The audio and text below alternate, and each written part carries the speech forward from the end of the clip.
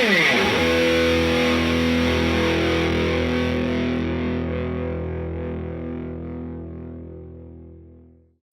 everyone, welcome back to Visually Hidden Selects. I'm Peter O'Brien, and today I'd like to share some recommendations with you. We've been discussing holiday films around here a lot, and on the Visually Hidden podcast. So today, I'm going to share with you my top 10 favorite Christmas films. Here we go. Number 10, Silent Night, Deadly Night from 1984, directed by Charles E. Sellier Jr. Opening the same day as A Nightmare on Elm Street, Silent Night, Deadly Night was well on its way to becoming a box office holiday horror hit. A different kind of Christmas movie for sure, Silent Night, Deadly Night plays with the idea of Santa Claus and the concept of naughty and nice. At its core, the film is actually a psychological, emphasis on psycho, thriller. The idea of a psychotic killer posing as Santa Claus is one that had been around long before Silent Night, Deadly Night was even conceived. The first segment of the original Tales from the Crypt film from 1972, which was remade as one of the first episodes of the famous HBO television series, featured a similar plot. This film is just a lot of fun, and it falls into that alternative holiday category. Number 9, Home Alone from 1990, directed by Chris Columbus. As the tagline for the film says, a family comedy without the family. The story, which is set at Christmas time, appeals to adults and children alike because of the strong display of the inner child. Anyone can watch this movie and connect with the 8-year-old protagonist, Kevin, on some level because we've all been there before. It's every child's best dream and worst nightmare to find themselves in this situation. The holiday setting only amplifies the absence and longing for one's family. Fortunately, the overwhelming sentimentality is countered by extreme violence towards the two antagonists, Harry and Marv, played by Joe Pesci and Daniel Stern, as they attempt to rob Kevin's house with him in it. Home Alone is filled with solid performances from the supporting cast, which includes Roberts Blossom as Old Man Marley and the great John Candy, who steals pretty much every scene he appears in. Number 8, Scrooged from 1988, directed by Richard Donner. A Christmas Carol is hands down the quintessential holiday feast for the mind's eye.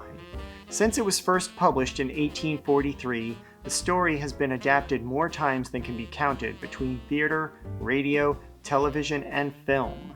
The story is often presented in its original historical 19th century setting. Occasionally, it has been modified or updated to appeal to a wider audience. In the late 1980s, the story, which was still relevant, needed modernizing. The result was Scrooged, a dark comedy starring Bill Murray as Frank Cross, who plays a Scrooge-like character. Directed by Richard Donner, the film takes place in the present day of the 1980s, with Murray playing a lonely, cruel, miserable, selfish television executive who happens to be producing a live version of A Christmas Carol, although in the film they call it Scrooge to tie in with this film's title.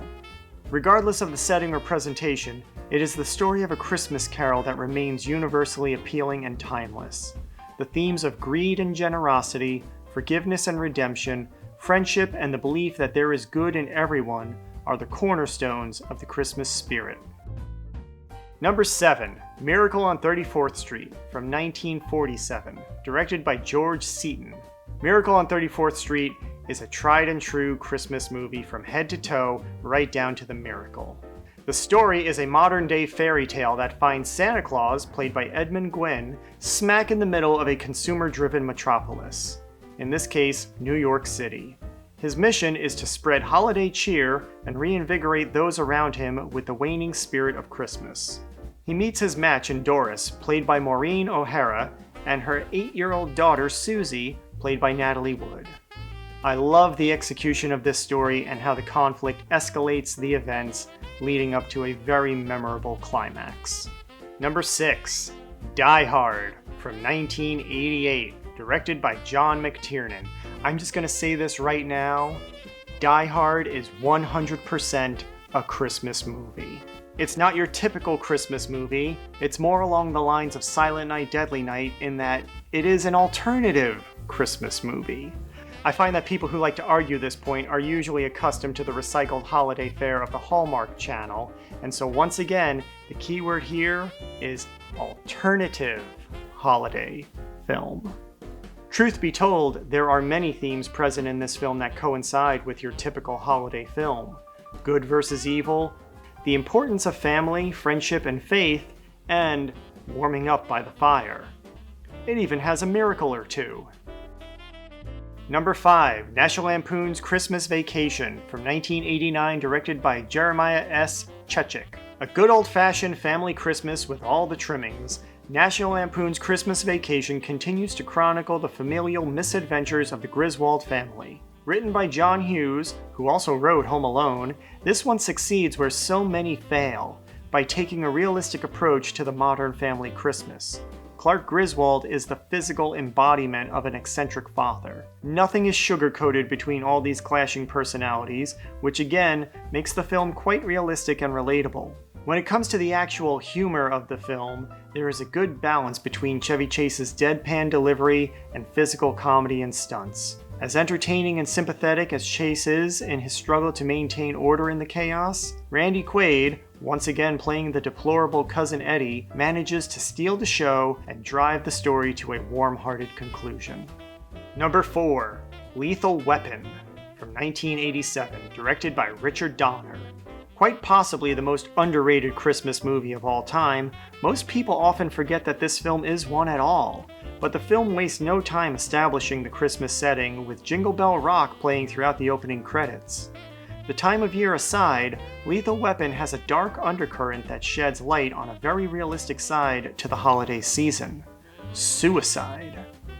Mel Gibson's character Martin Riggs struggles with depression throughout the entire film, and it's only through his experiences with his partner Roger Murtaugh, played by Danny Glover, that Riggs is able to rekindle his love and desire for life. Number 3, The Nightmare Before Christmas from 1993, directed by Henry Selick. It's hard to believe that this film is already 30 years old because it has aged like a fine wine.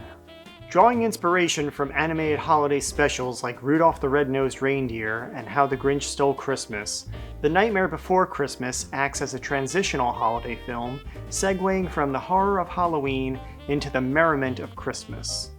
Although the stop-motion animated style is directly inspired by Rudolph, Nightmare delivers it with much more ambitious sophistication that has held up exceptionally well over the last 3 decades, especially when you consider that it predates computer-animated assistance.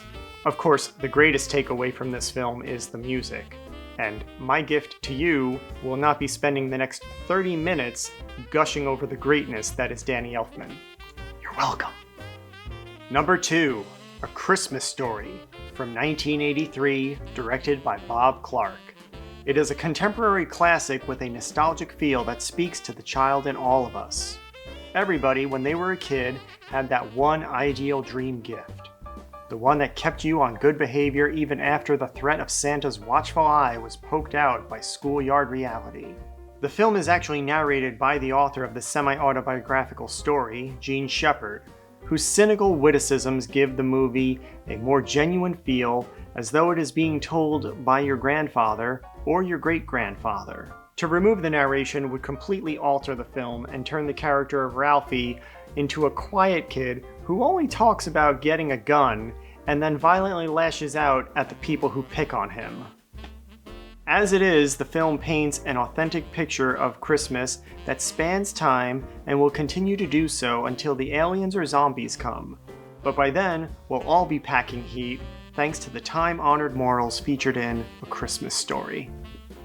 And number 1, of course, is It's a Wonderful Life from 1946, directed by Frank Capra, which we explored earlier in this series, as well as on the Visually Hidden podcast, so I encourage you to go check those episodes out. I hope you enjoy these recommendations, and if you check any of them out, please leave us a comment, let us know what you think, and if you would like us to explore any of these in a future VHS recommendation, let us know that as well. From all of us here at Visually Hidden, happy holidays!